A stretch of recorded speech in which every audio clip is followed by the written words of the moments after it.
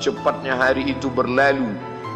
Hari berubah menjadi pekan, pekan menjadi bulan, bulan menjadi tahun, tahun menjadi windu, windu berubah menjadi abad. Yang mati hilang, yang dulu hidup kaya, hari ini hanya tinggal kenangan saja. Kemana mereka dulu yang hebat-hebat, bangsawan, para penguasa? Semuanya mati ditelan zaman.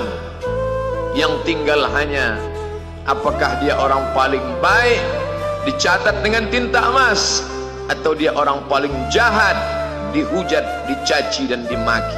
Harimau mati meninggalkan belang, gajah mati meninggalkan gading, manusia mati meninggalkan nama, nama yang baik atau nama yang buruk. Wa tilkal ayyamu nudawiluha bainan nas. Demikianlah hari demi hari kami pergantikan di antara manusia. Untuk apa hari ini dirubah Allah Ta'ala? Mengapa hari ini datang silih berganti dan kita ada di dalam zaman itu? Liya'lamallahu alladhina amanu. Allah ingin menguji siapa yang imannya tetap istiqamah, siapa yang masih tetap beriman sampai hari ini. Khatib mengucapkan alhamdulillah, nikmat yang paling besar adalah nikmat istiqamah dalam iman dan Islam. Berapa banyak ketika hari berubah, yang dulunya dia adalah orang baik-baik, hari ini berubah menjadi tidak baik. Yusbihu mu'minan, pada waktu pagi dia beriman, wa yumsi kafiran, petang hari dia berubah menjadi kafir. Maka kita selalu meminta, ya muqallibal qulub, wahai engkau yang membolak-balikkan hati, tsabbit qulubana, kokohkan hati kami, ala dinik, dalam agamamu, wa ala ta'atik, dalam ketaatan kepadamu. Berapa banyak yang dulu susah melarat, miskin, untuk sesuap nasi pun sulit, tapi begitu dilapangkan Allah rezekinya, tidak menjadi hamba yang bersyukur. Dia lalai, dia sangka itu karena jerih payahnya, dia kufur nikmat Allah Subhanahu wa ta'ala. Tapi siang hari ini, alhamdulillah, ada hamba yang disehatkan Allah, dia tetap bersyukur. Ada hamba yang ditingkatkan Allah rezekinya, dia tetap bersyukur. Ada hamba yang dinaikkan Allah kuasanya, dia tetap bersyukur. La in syakartum, kalau kamu syukuri nikmat itu, la azidannakum, pasti akan kutambah. Wala in kafartum, tapi ingat, kalau kamu kufur, kamu ingkar, inna azabi lasyadid, azabku amat sangat hebat, amat sangat dahsyat, amat sangat mengerikan. Berapa banyak orang di masa lalu mati dalam azab Allah Subhanahu wa ta'ala. Tapi itulah manusia, diambil dari kata nasya, lupa. Dia tidak pernah ingat apa yang pernah ditimpakan Allah kepada kaum-kaum sebelumnya. Wa ila samud akhahum salihah, kepada kaum Samud diutus Nabi Saleh. Mana mereka sekarang?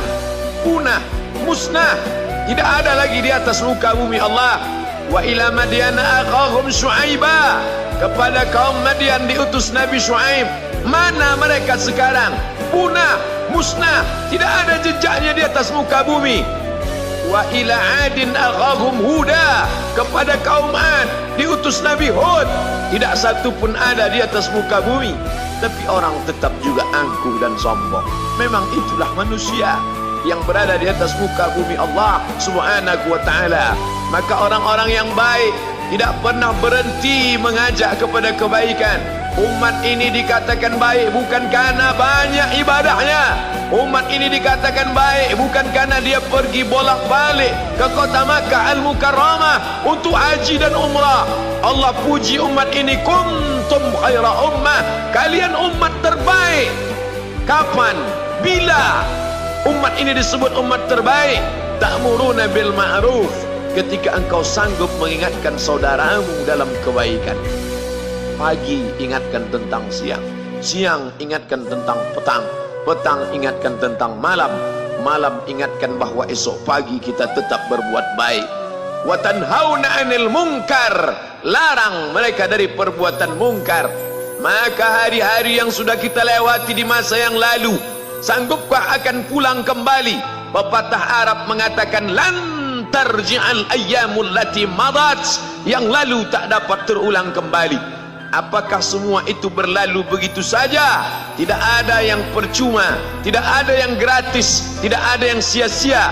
Semua akan diminta pertanggungjawaban di hadapan Allah Subhanahu wa ta'ala. Sejak kita tegak di atas muka bumi ini, sejak kita diberikan nafas, diberikan hidup, diberikan nyawa, maka sejak itu kita ditanya, apa khalaqnakum abatha? Apakah kalian kami ciptakan sia-sia? Apakah kami sangka? Apakah kamu semua menduga bahwa kami menciptakan kamu lalu kamu tidak akan kembali menghadap kami? Semua akan diminta pertanggungjawaban di hadapan Allah Subhanahu wa ta'ala.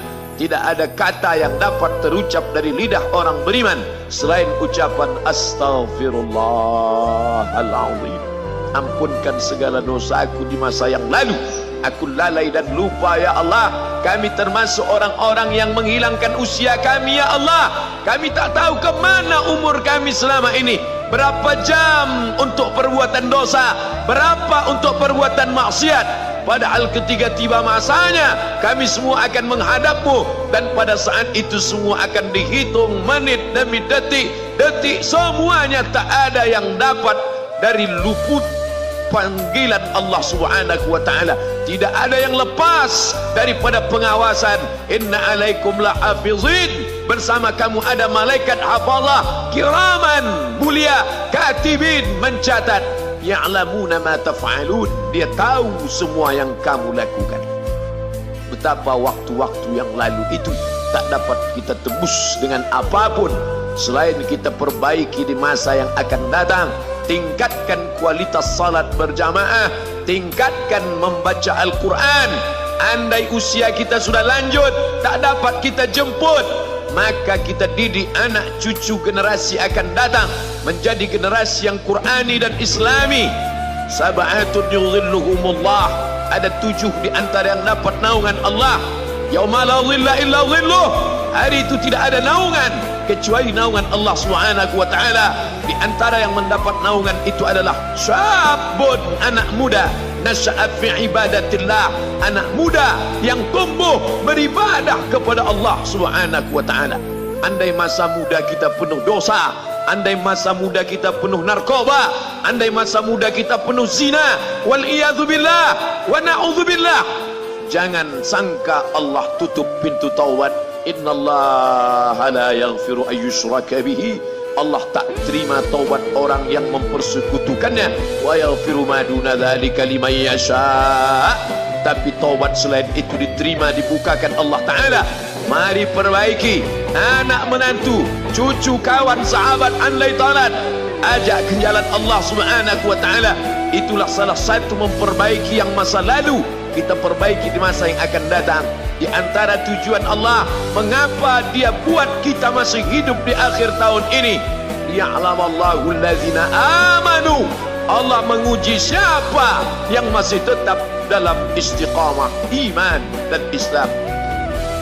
Tujuan kedua, mengapa Allah buat kita hidup sampai hari ini?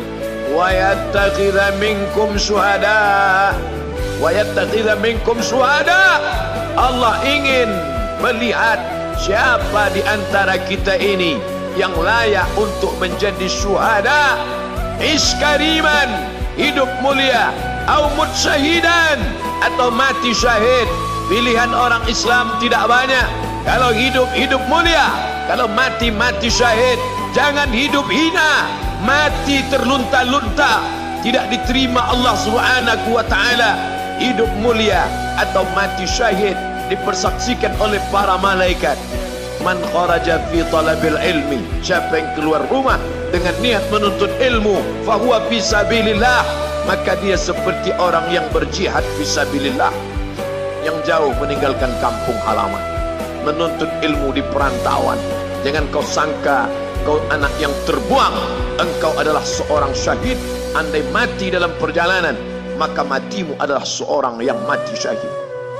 Mencari rezeki yang halal, meninggalkan anak dan istri, demi untuk memberikan nafkah, menjaga diri dari riba, menjaga diri dari haram, menjaga diri dari syubhat. Ditinggalkan anak yang masih kecil, istri yang memerlukan kasih sayang. Kutinggalkan kalian bukan karena hawa nafsu, tapi ingin mencari yang halal. Tetesan air mata, penuh keringat dan kerinduan, munajat di tengah malam, dibayar Allah Ta'ala dengan tetesan darah seorang syahid. Man mata duna malihi, siapa yang mati membela kehormatan hartanya, fahuwa syahid, maka dia mati syahid. Betapa seorang yang susah melarat hanya untuk menjaga diri dari yang haram dan syubhat, Allah muliakan dia. Inna akramakum indallah, yang paling mulia di antara kamu di sisi Allah, atqakum, yang paling takut kepada Allah. Ramai kita di rumah Allah ini, yang paling kaya kah yang paling mulia? Tidak. Yang paling ganteng dan paling hebat kuasanya kah yang paling mulia? Bukan. Yang paling berilmu, buya, kiai, ulama, apakah dia yang paling mulia? Tidak ada jaminan. Tapi yang paling takut kepada Allah Subhanahu wa ta'ala, takut terjerumus dalam riba, takut terjerumus dalam syubhat, takut makan haram, sehingga dia biarkan dirinya dalam kesusahan, susah dalam pandangan manusia, melarat dalam pandangan orang kaya, tapi hidup mulia dalam pandangan Allah, para malaikat, nabi dan rasul. Hari ini orang itu dikatakan bodoh, hari ini dia dikatakan goblok, hari ini dia dikatakan kamu tolol sekali.